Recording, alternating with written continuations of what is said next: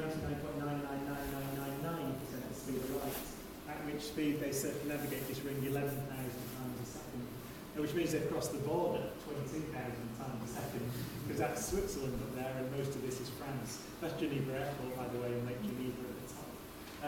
So we said one beam of protons ran one way, one beam ran the other way.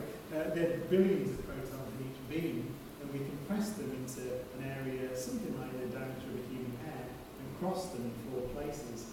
In each of those collision points where we cross the beams, we can collide about 600 million protons together every second. And in each of those collisions, we recreate conditions that would press less than a billion per second after the Big Bang. So you just go bang, bang, bang, bang, 600 million seconds. That's what the machine does. Just to mention the engineering achievement of this, this is a cross-section through the LHC before it was finished. So those are the beam pipes, those are the high vacuum tubes that carry the beams of protons around one direction and the other direction. These are superconducting wires, the magnets, the magnetic field that curves those protons around, are generated by superconducting magnets, no electrical resistance at 1.9 Kelvin.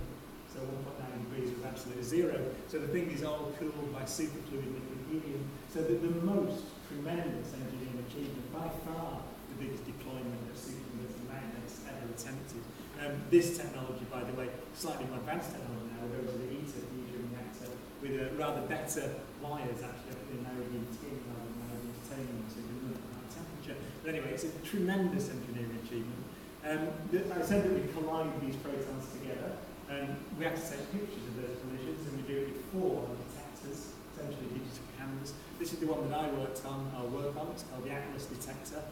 Those are schematic diagrams of physicists and engineers that are at the bottom.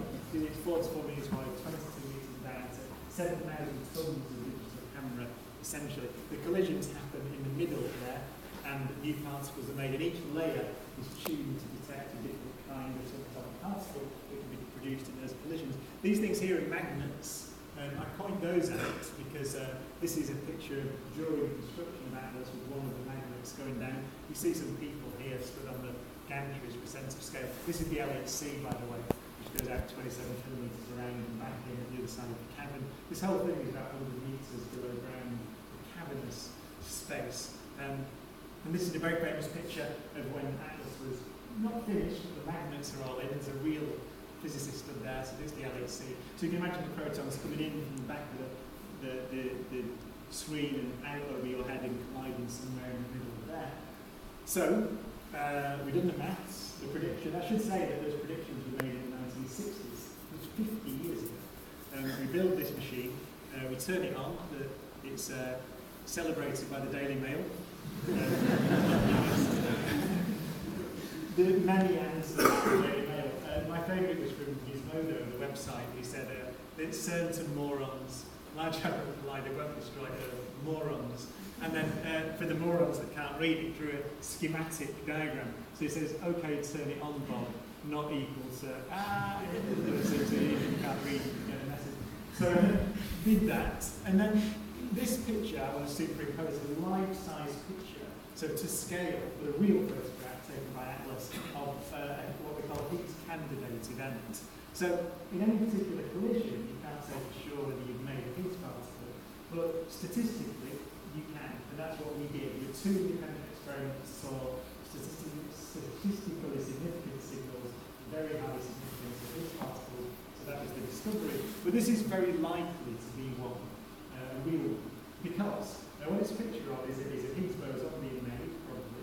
The Higgs boson decays into 2 particles called Z particles, which are the carriers of the weak force, and each one of those can decay into 2 of those heavy electrons that I talked about, called muons. And these 4 red lines here are muons, which are easy to detect. So this was what's called a golden event. It's called the golden, easy-to-spot signatures of Higgs particles. And when you add up the energy and the momentum of those muons, you add it all up and you find out that you can build a particle which is about 125 times the mass of the proton, which is the current measurement of the mass of the Higgs. So I remember as well, I don't know if you watched at CERN the day this was announced in the press conference, you can picture the scene, because this is a theory that goes back 50 years. The world has come together to build the most complicated scientific experiment ever attempted. With this incredible technology to go and see if the theory is right. very strange theories I described to you earlier, but very beautiful, and it turns out he was right. Peter Higgs was sat in the audience, and a journalist went up to him and said something like, how do you feel about Professor Higgs? And he said, it's very nice to be right sometimes. It's a Geordie, by the way, so it's very understated, beautiful. They get a little teary in his eye actually as well, because he's been waiting 50 years for abstract stuff, and it turns out this is real, this is actually nature, which tells us something deep and profound about our understanding of physics and the way that nature behaves. It seems to behave in a way that is amenable to investigation by these abstract ideas, symmetries, silicon breaking, relativity, quantum mechanics, all seems to be right because we make a prediction of a real thing that we then go and find. So, just in the last couple of minutes, that's a triumphant piece of physics. So I'd like to try to give you some sense of the real depth of the study of Higgs. I just want to leave you with one more thought. You could ask the question, well, okay, so the galaxies operated around 1 billion for the second after the Big Bang, so that's somewhere down here. Is there any way you can get further back to see how the physics behaves back here? Well, experimentally, no. We will never build an accelerator that allows us to get into the first instant after the Big Bang. You think one bigger than the Milky Way galaxy, we're never going to do it. But there's a measurement that you can make, which has been made, and the latest data was released a couple of months ago, that does give you a window into times earlier than 1 billion seconds after the Big Bang. And it's this one. This is a picture of the sky. So it's a map of the entire sky, which is like that shape. It's unfolded out like a map of the Earth onto a 2D surface. And it's a map of something called the cosmic microwave background radiation. So this is the oldest light in the universe. So the picture is that as the universe expanded and cooled 380,000 years after the Big Bang, the universe was cold enough for atoms to form. So all those newly minted nuclei got their electrons. The universe was cold enough for the electrons to go into orbit. And at that point, the universe becomes transparent to light for the first time. So that light can then travel through the universe, and it's been travelling through the universe ever since. And we can take a photograph of it, which is what this is. We've been stretched by the expansion of the universe, which is why it's now in the microwave or radio spectrum and not glowing like the surface of the sun. But there it is. It's incredibly uniform. It's almost all of it. Well, the whole thing is at a temperature of around 2.7 degrees with absolute zero. So that it's the most uniform glowing object that we know of in nature, by the way. Almost perfect, but not quite. So these colours represent very slight differences in temperature, or differences in wavelength, if you like, in that light, in that photograph. And they represent differences in density in the early universe, as it was when the photograph was taken 380,000 years after the Big Bang. So you're looking at density variations in the early universe, an actual photograph of them. One remarkable thing is that with supercomputers now, and our understanding of galaxy formation, we're able to take these slight density fluctuations and see what happens as we grow the universe, just with Newton's laws, essentially, and Einstein's equations. And you find that this maps precisely onto the statistical distribution of the galaxies that I showed you at the start of the talk, from the galaxy map. So these are the seeds of the galaxies that we thought they were theoretically. We've done the experiments in computers, it turns out to be right. These density fluctuations seed galaxy formation, which is remarkable in itself. But then, and this is the most remarkable thing, you can ask the question, where did they come from? How did the density fluctuations get into the universe? The theory goes that less than 10 to the minus 36 seconds after the Big Bang. So that's when the entire observable universe, with all those galaxies, was smaller than an atom.